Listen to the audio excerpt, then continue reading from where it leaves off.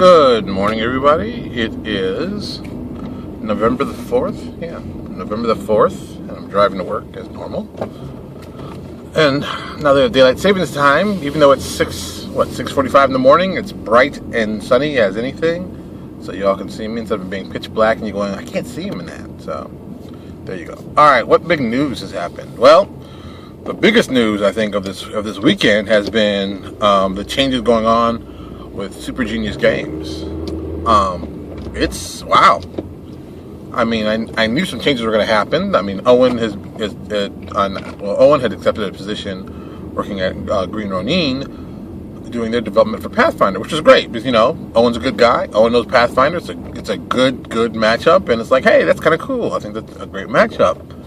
What I didn't see happening was Owen saying he's going to be leaving Super Genius, which was like, whoa, I didn't see that coming, and that was kind of, I thought he would just, continue on, as another partner, and, not much of a big change, same stuff, kind of scenario. And, I mean, that was shocking. I mean, that was actually shocking to me. I didn't think he'd leave. I mean, he was there at the beginning, so I didn't think he would go anywhere. Another piece that I found also interesting is that Owen was going to be taking all the stuff that he created and taking to his new company. Of course, Owen's making a new company, which I believe it's Rogue Genius. I believe it is. Yeah, Rogue Genius Games. So I mean, so Owen isn't going really anywhere. He's just just breaking apart from Super Genius. So I'm like, okay, that happens. Well, they still got Stan and Hiram. I know them both, and they're both solid guys. So I know they'd find someone else to put in their place, and they would continue on, and it wouldn't be a big deal. Then the following day, Stan comes up and says he's no longer going to be working as part of Super Genius Games. And I'm like, whoa, what's going on here? Now, Stan's a professional game designer, so I'm sure he may have gotten another gig somewhere else that maybe is more full-time and more of that. And that happens anywhere. I mean, that happens anywhere. That is nothing new. But that both of them leave was kind of like, whoa. When people start speculating about Super Genius Games and what's going on, and I'm like, look, all three of those guys are friends and they're good guys. So, I'm sure it's just one of those situations of, hey, we took this thing as far as we could, we've gone extremely far with this, and some other projects have come up that we wanted to jump on and we want to do. It's not a big deal. It happens all the time. But it also puts a very interesting dynamic, I'll put that word, in the whole third-party publisher setup, because Super Genius Games, let's say, was in the top 5 companies that people were buying from, and Super Genius Games also prided themselves on a statement which I initially said was going to be tough to keep due to schedules and things like that. They released a product a week, and I believe they released a product a week for like maybe close to 4 years, which I'm not sure about exactly, but I know it was at least 2 years straight. So if you want to figure the math on that real quick, a product a week for 2 years is 104 products consistently. So I mean, that alone is a major achievement. And I've said it before. If you want to grab a great part of the market, that's something you do. You start putting out a product a week and you focus on that. And that's a smart business plan. It's a smart strategy, and 90% of the time it works. So I mean, they did that and they grabbed the market. I think now, since this whole thing's going on, this may break that whole concept. And that's kind of like, oh. And that was like one of their marketing points. So, does it change the company? I guess it does. I mean, there's that aspect of it. Excuse me. Add on top of that, you're going to have to start, Owen has his own company now. Now, Owen is doing Rogue Genius, which Owen's been doing his work freelance for years. So that's not a big deal. Also, I believe that I think Christina is also going to be doing, Christina Stiles is going to be doing some work for Owen on that, because I know that Owen brought Christina in to Super Genius, so I think she's also going with him on Rogue Genius. So it's like, okay, there'll be more content. Christina's a solid writer, but the dynamic will change. The dynamic will change, and that changes it for third-party publishers. Because I mean, if you're a small startup and you're looking to, get in the market, or even better, if you're an old guy and you're like, hey, I've always wanted to start putting out more product, and maybe even smaller ones like Super Genius, but I kind of felt that stepped on their toes. This might be a perfect time. I mean, there is now an opening for someone to be the weekly releaser of product. And everybody releases product, on a semi or regular basis. I mean, once a month or whatever. But not many do every single week. And the person who takes that one, they can easily become a new powerhouse. Let me rephrase that. As long as the product is good and innovative and people find it interesting. But, it's not unrealistic for that to happen. It isn't like, oh, that could never ever happen. No. It could actually happen very quickly. So that's kind of interesting. I mean, I'm liking the changes that are going on, but I like changing business anyway, so take that with a grain of salt. But I think this is another piece of cool idea. I think this could work very well.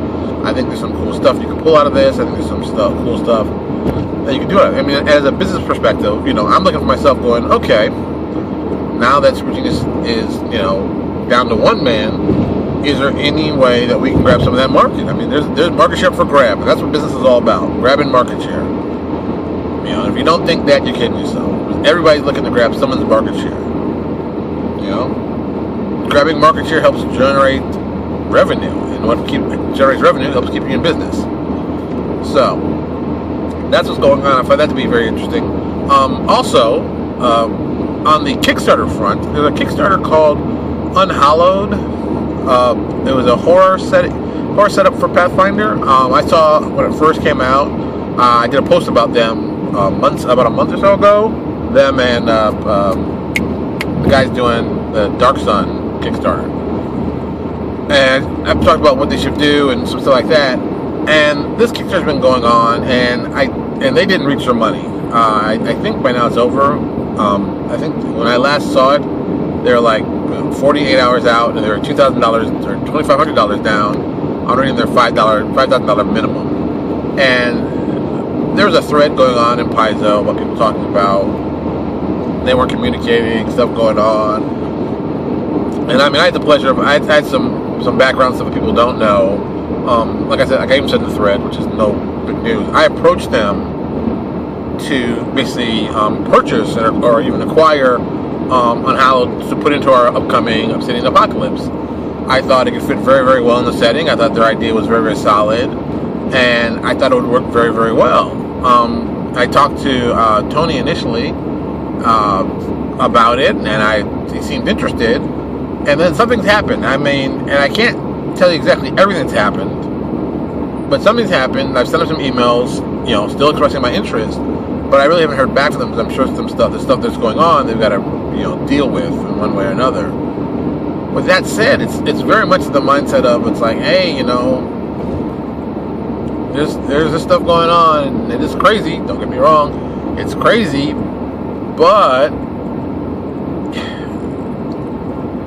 you got to respond back. I mean, it's craziness going on. That is definitely true. It's what I think it is, and what I've heard, and what I've heard from other sources that I trust. Yeah, it's probably very crazy over there, but you got to respond too.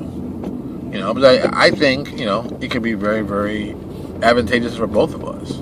I think it's a good business idea to do that. Back again to the concept, third-party publishers teaming up to help each other, and that's always important. So, like I said, I don't know what's going on with that. There's a couple other ones going on of Kickstarters. Like I said, I haven't been really super excited for anything that's jumped out and said, oh, I gotta support that. But I have noticed that a lot of people of late have just put up Kickstarters. And it's like there's no revving up for their Kickstarters. They're like, I'm here, Kickstarter. And it's like, okay, that's, interesting. But it's like, where's the, okay, we're going to spend a month or two just developing and talking about what we're going to do with this Kickstarter, what the art we have to show you, and that kind of stuff. I don't really see that. And I'm kind of surprised I don't see that, actually. I mean, that's always been a standard. I mean, I say Steve Russell taught me that one, and that helped us out. I mean, that helped us out immensely. But I don't really see that happening as of late. I see more just, people have an idea and a Kickstarter. They're there. And there's no prep work, I guess we kind of would say. Prep work. There's no notification of, hey, this is a great idea. You might want to check this out. There's none of that going on. There's no external website to look at it before the Kickstarter starts. I think it's interesting that people aren't doing those kind of things. I don't know. I think it's interesting. It's interesting to me, at least. But on top of that, I know for us, we're getting Codex Torment together. I've still got to actually write all the writers and give them some heads up on what's going on and some other side stuff. But we've been updating the website for it, just with new information, changing goals, swapping goals out for this and that. There's been, what I found is it's been interesting to me. It was just like, I changed this goal to this, I changed that goal to this, I changed this to this. And even when you see other ideas that people are doing online, I mean, like the one I talked about, I didn't really talk about, I did talk about it, I did this video about it last week with RPG Now and delivering the printed product to them. Which I can tell people, I didn't understand. Steve Russell, explained it to me, and it was as simple as I thought it was. I just was kind of confused, what the process was and why they went about it. But whatever. There's always that kind of stuff going on. And if you're doing a Kickstarter, I think you owe it to yourself to help the success of it by thinking of ways that you can push the ideas and concepts out to other people. When I'm going to be doing this next one for Torment, I'm going to be looking at how we made money on the previous Obsidian Apocalypse, on the free RPG day ones, and really, look at them. Blinding light. And really look at them as points of, research. One of the things that I've said constantly that I thought a big driver of our, what it was, not really guessing is the truth, a big driver of our money was D20 PFSRD. We got a good percentage of revenue from that site. No ifs, ands, buts about it. That site made us money for a Kickstarter because we had ads up. People were interested in the ads. Oh, what's this? Let me check this out. Bada bing, bada bing. Next thing you know, they're supporting the Kickstarter, and that's what happened. And that's and we're talking when I did Obsidian Apocalypse. That's what over a year ago, well over a year ago. The pool of people, and I think I did it before Bones or after Bones or somewhere near Bones kind of scenario. There were people who were like, oh, this sounds really, really cool. Oh, this sounds like something that I can support. And they supported it, which I thought was, hey, thanks, great. I think this time with Codex, it's going to be different but similar. Since so many people involved in this are already professional guys. And, it's they've already got their specialties in place. They're already focused on what they do. And this is monsters. I think it's going to go very well. A little bit easier, and I think people find more use for it. Some people are like, well, I don't know if I can write another monster book. And it's like, look, most monster books are going to be the typical monsters that you expect to see. And when you get to, Bestiary 4, Monster Manual number 4, the monsters they're doing are pretty, I'm not going to say boring, but they definitely are building a specific type of monster. In this project, this is 100% us doing monsters that we'd love to do. And I told you, right, you've got free reign to do whatever kind of monster you want. As long as you follow game mechanics and that kind of stuff, you can make the monster whatever you want. You've got this word count to work in, you work in this word count, boom, here's a monster you create, you can knock yourself out. And, I expect to see a lot of crazy stuff. I mean, like right now, I'll tell you something we're lurking on. I won't let it totally out, but I'll give you a little hint. We're building a dragon or dragons for New Exodus, and looking at how breath weapons work. And my theory is I never quite understood. These are magical creatures. Let's think about their breath weapons in a different way, because most people think breath weapon, fire, scary. And years ago, I read this article, and it was like, it was like 100 different unique breath weapons. And I was like, oh, that sounds interesting. And one of them is still this one I'm using. I'm using this one. I'm not even trying to fake. I'm using this one. The breath weapon of the dragon was actual weapons, like swords and and daggers and axes. The thing's breath weapon was a cone of razor sharp metal objects flying at you. And I thought, oh, that's dangerous. Imagine, blade barrier as a breath weapon. How does that sound? It's like, oh, that's horrible. And I thought that was kind of cool. I've also been in the whole concept of, and they pitched one that initially we worked with ours, but we found it couldn't work as well as we'd like. But I thought it was a great idea. A breath weapon. The dragon spits out sturges as its breath weapon. It's like these monsters just happen to inhabit this dragon's stomach, and it spits it out as its breath weapon. Now, I don't know about you, but if someone spewed out a swarm of sturges on my characters, I would be a little worried, because, come on, man. As a breath weapon, yeah, a cloud of sturges, a swarm of sturges. How bad is that going to be for your team? Yeah, it's going to be pretty bad. Let's just not lie. That's going to be pretty bad. People are going to be screaming and stuff. But that kind of cool concept for breath weapons, I thought were cool. Also, my other personal favorite, which I think I'm hoping people start doing more of, is like half and half damage, as I call it. Half this, half that damage. I think, there's so many people with so many cool characters that are immune to one thing. So it's like, oh, you're gonna face this monster that shoots lightning. Well, I'm immune to lightning, so I have nothing to worry about. Ta-da!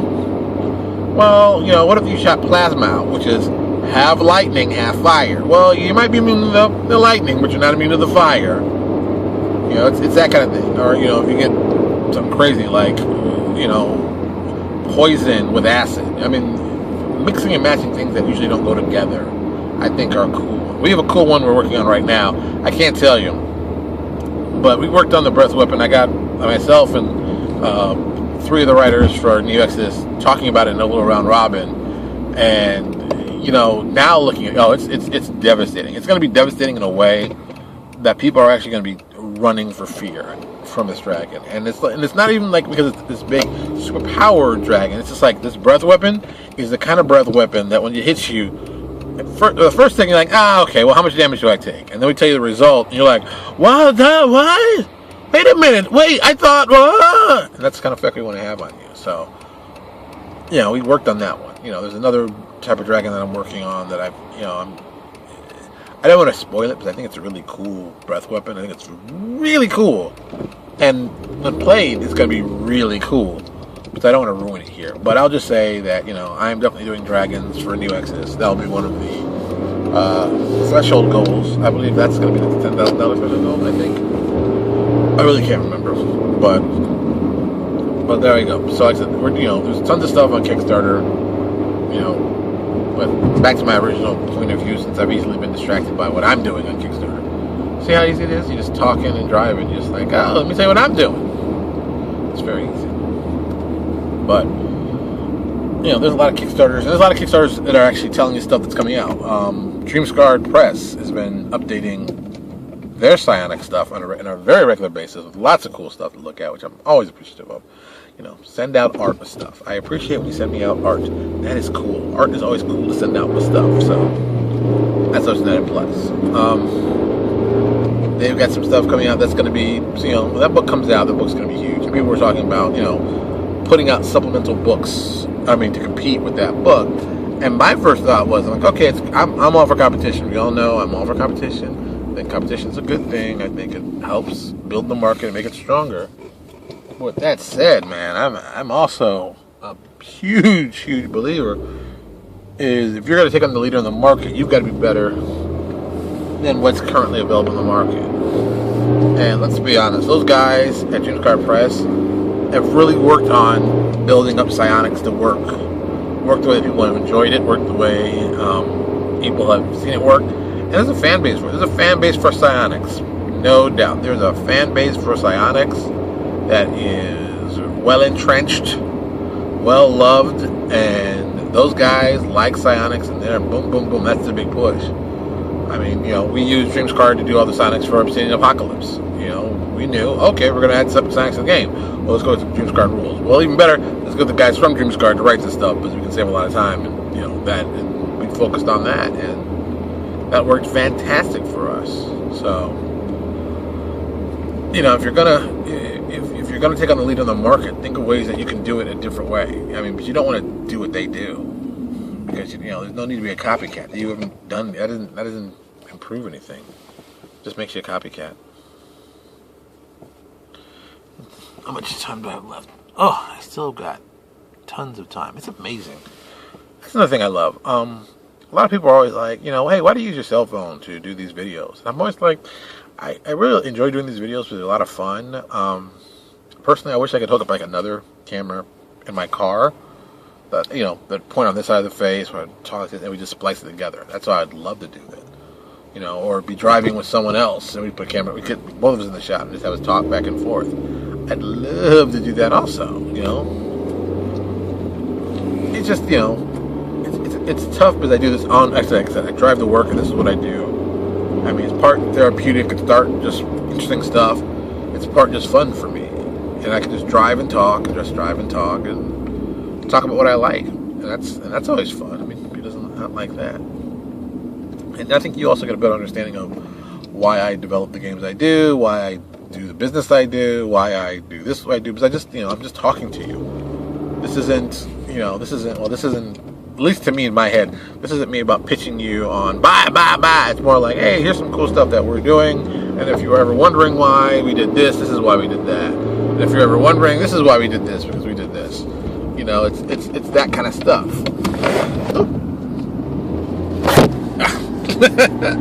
That was a big turn.